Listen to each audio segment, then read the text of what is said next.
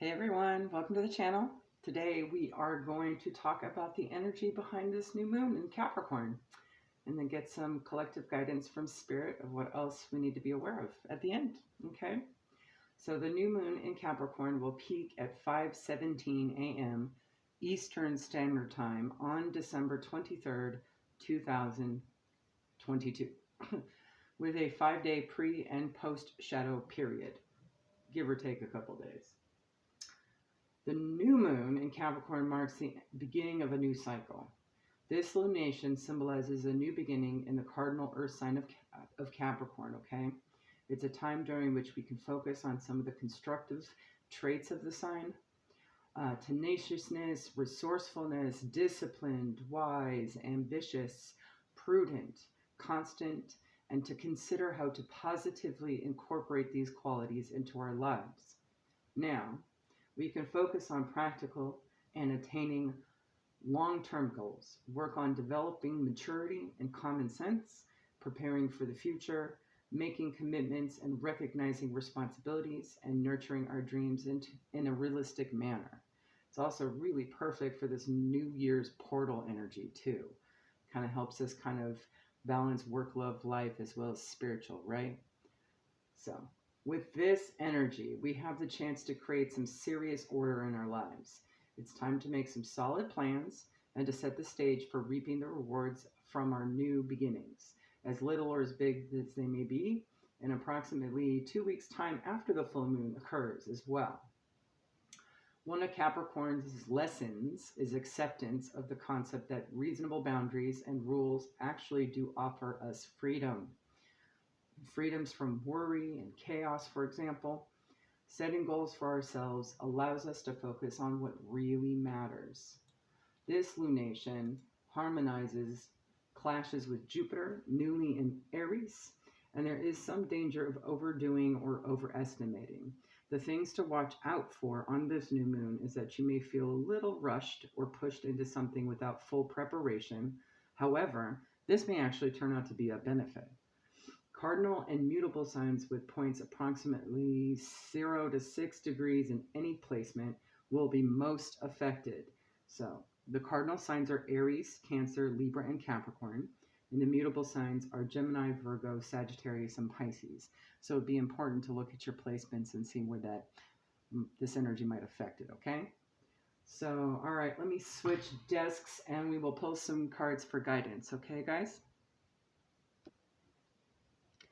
All right, I'm going to start off by reading what's off in the Moonology deck here for the new moon in Capricorn, the card in front of you. Your hard work is paying off. There may be some stuff in there that might ping for you, okay? First and foremost, this suggests a new start for you professionally. Whatever has been going on in your working life, this card heralds the start of a new and improved work cycle. If you're unhappy in your current job, this is the time to either renegotiate your position or look for something new. Whatever you're thinking about, whatever work-related or otherwise, a new plan and strategy is called for. You need to take a look at the long term and think about where you want to be in 12 months or even 5 years' time. That will inform your best course of action now, so seriously think about it. This suggests a time for you to be ambitious about whatever it is you want to achieve. Attune to the moon. Make a proper plan and execute it well. Other meanings for this card as well in this time period. You need to be more disciplined to reach your goal. Hard work will make your dreams a reality. A very good omen for study or teaching. Don't be too controlling and avoid anyone who is controlling. Capricorn is the sign of ambition, building, and hard work. The energy is solid and rigid. The new moon in Capricorn is a powerful lunation that comes towards the end of each year and marks arguably the best moment annually to make a list of your hopes, dreams, ambitions, and intentions for the year ahead. Pulling this at any time, especially right now, suggests that with planning and discipline, you can achieve whatever you set your mind to. Okay? And with that, I'm going to go ahead and pull from both our astrology decks. The Stargazing Oracle we'll start off with. We'll pull 3 cards, Spirit, for the collective. Areas to focus on, perhaps placements, locations, etc., energies in your chart that might be important to pay attention to. All right. Let's do 3, please and thank you.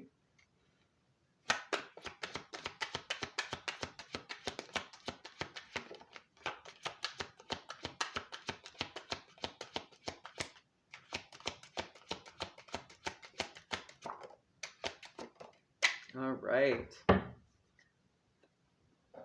First one out we have, let me just put this deck down, is slippery. All right.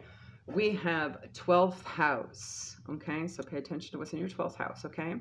Spirituality, healing, unseen realms, subconscious mind, solitude, karma, forgiveness, and limiting beliefs. So there may be something surrounding that you need to focus on, okay? Whatever plans or tangible plans you're working on may have something to do with your 12th house as well. I'm getting very North Node vibes with this as well, so you may want to check that. Anywhere you have Leo in your chart, okay? Independent, confident, extroverted, ego, courageous, proud, playful, prowess, charismatic, expressive, and vital, okay? So slippery. All right, your Jupiter placement, okay? It's going to be important as well. Luck, abundance, growth, success, fulfillment, happiness, travel, chance, foreign affairs, optimism, and exploration. So it could be any one of those things that would be pertaining to, okay? Check those placements for you. Also going to pull from the Black Moon Astrology deck. Spirit, please and thank you. Let's get 3. Just looking at what space we have on screen for you guys.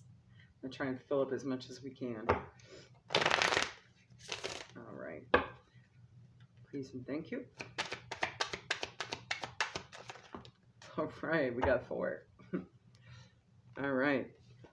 Oh, no, 5. Wow. Nice. All right. Where to put them? All right. You have card number 2, Moon. So check your Moon placement as well. It's all about your soul stuff. I'm going to try and slide that under there. There we go. Card number 5, Mars, Force. Check your Mars placement.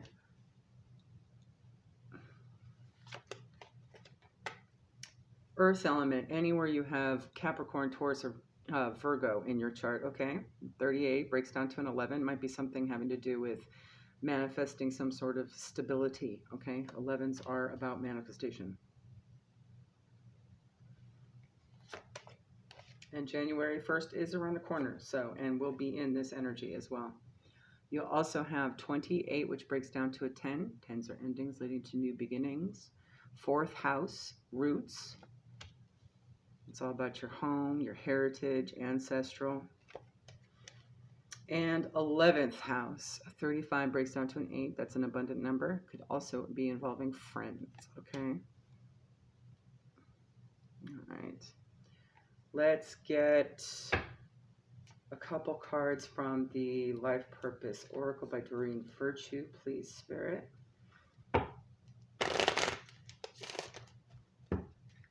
Please and thank you. I'm also going to pull from Kipper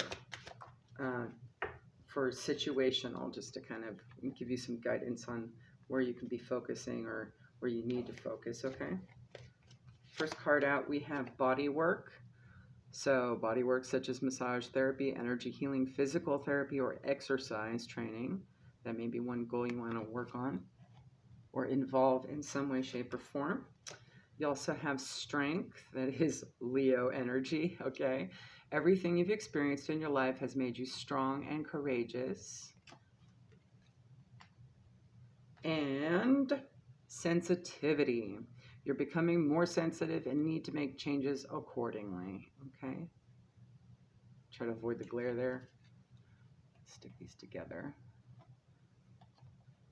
There we go. I'm going to pull 3 cards from the Kipper just so we know areas of expertise, areas of life, work, love, life, please, Spirit.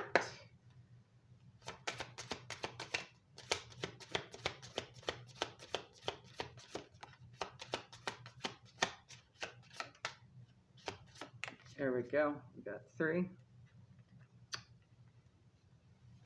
First one out. Meetings, friendships, courtships, new beginnings with new friends, new social circumstances. Card number 4. Okay. Let me stick that. Short illness, this is your health card. So this could very well be physical health oriented as well. It's card number 31, breaks down to a 4. You are protected, again with 4. And number 1, something to do with whatever main male, main masculine energies, okay, in your life.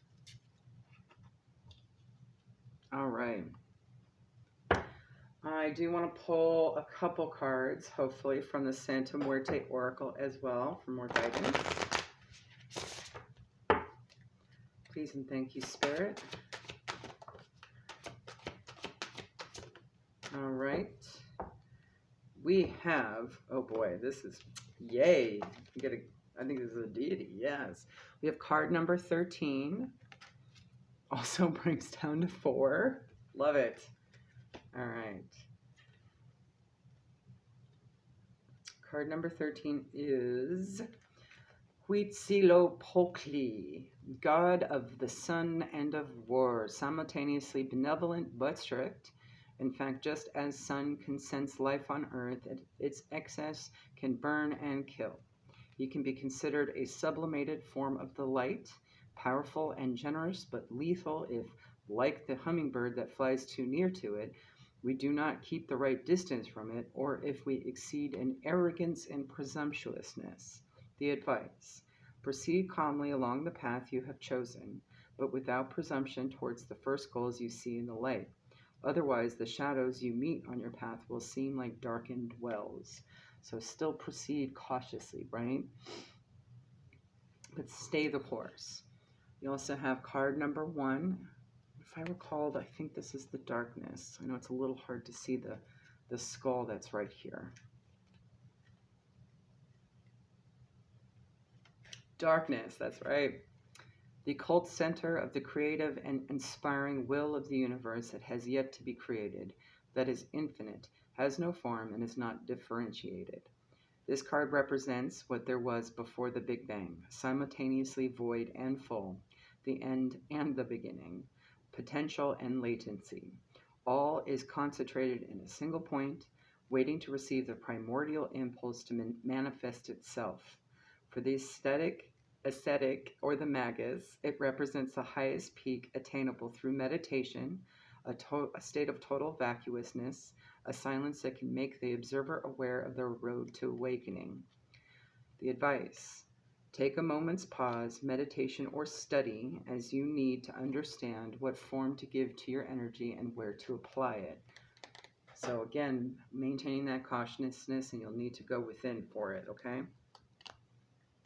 I'm going to pull from the Wisdom of the House of the Night deck. I lovingly call the Nyx deck. Keep it simple. All right. Let's get a couple, Spirit. Anything else the collective needs to be aware of at this time for New Moon and Capricorn? Please and thank you.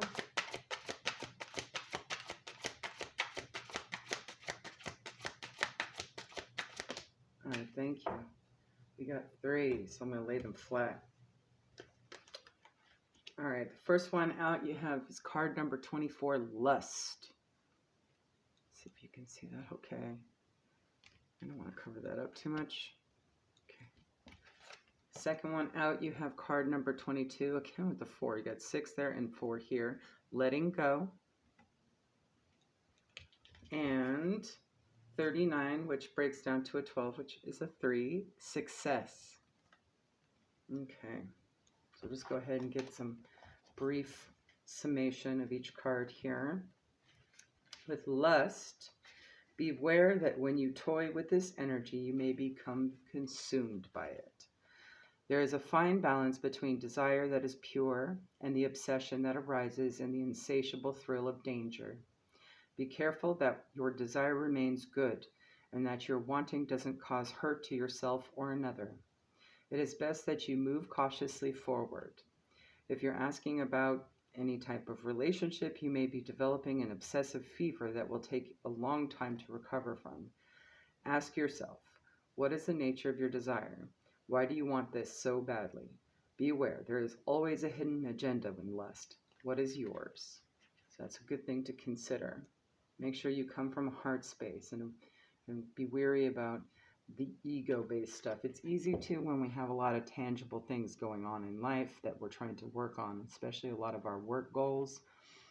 So it's easy to get kind of swept away by that fever, right? So it's a good time to really keep yourself in check and just be mindful of that, all right? 22, letting go. This symbol comes to you to remind you that freedom is important to everyone. If you love something, set it free. Don't hold on too tight, lest you chase it away. You have the freedom at this time to choose whatever you want. Let others do the same.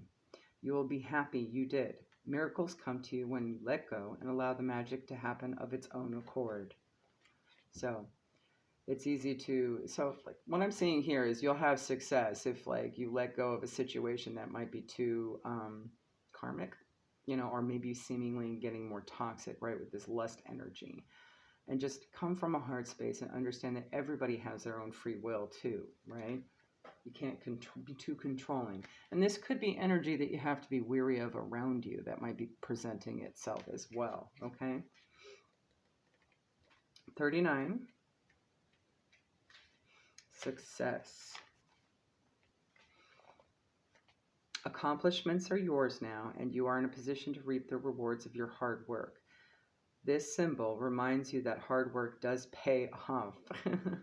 Being true to yourself and refusing to compromise will yield good things. Choosing this symbol is a wondrous sign that all is well in your life. It also requires you to keep working hard, lest you lose the knowledge you have gained. Now is not the time for slacking off. Keep going and celebrate even the smallest victory. Be proud of yourself. Remember, everything you choose now will come to be realized. Choose wisely. Excellent. I'm going to do New Orleans Oracle first. And we'll pull one card from that, 2 cards from that. We'll do 2. For our new moon and Capricorn spirit. Anything else? What else do we need to be mindful of?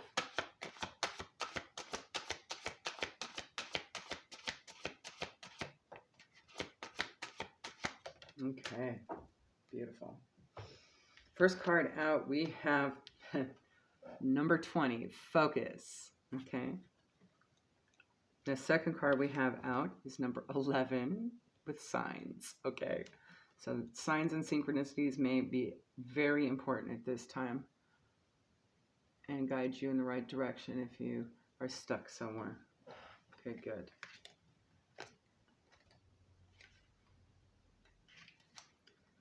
Focus. Everything is energy, including your thoughts. Think of your thoughts as different cars driving by. You have somewhere that you need to travel to, and you have the choice of any vehicle that passes. Would you want to get into every car, or would you select the ones that seem the best equipped to get you to your destination? Every thought can be a step either towards forward movement or stagnation. If this card comes up, it is because you must pay attention to where you allow your focus to lead your thoughts.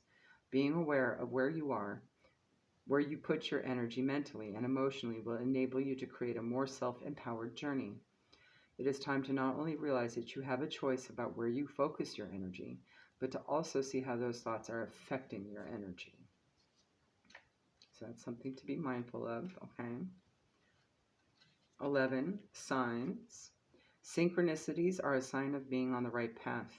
Everything from repetitive number patterns to animal messengers and found items such as feathers or coins can be signs that your angels are helping you along your path. If this card has shown up for you, then your angels have been trying to get your attention and point you in the right direction.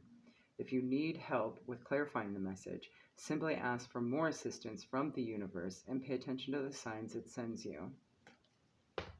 And of course, it doesn't just have to be limited to angels. We have a varied spirit team. So whoever you're connecting with, that's who's sending you signs, okay?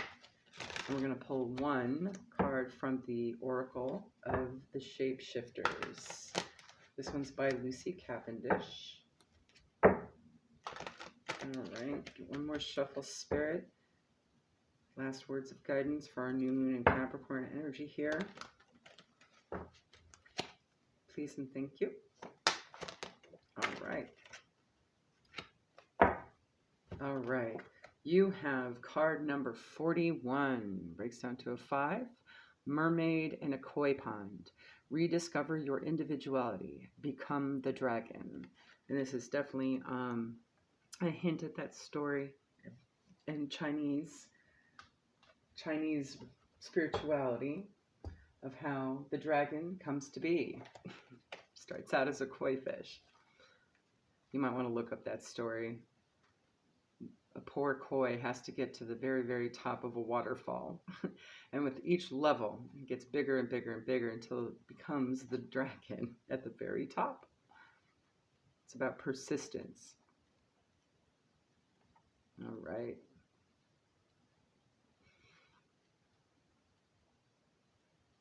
Here we go.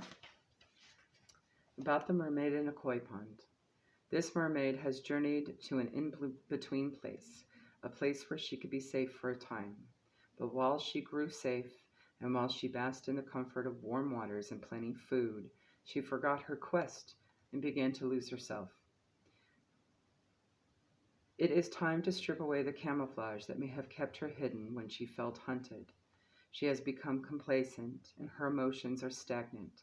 It is time to move on, especially from an emotional situation or a relationship that may seem safe, but in fact is not the soul's calling.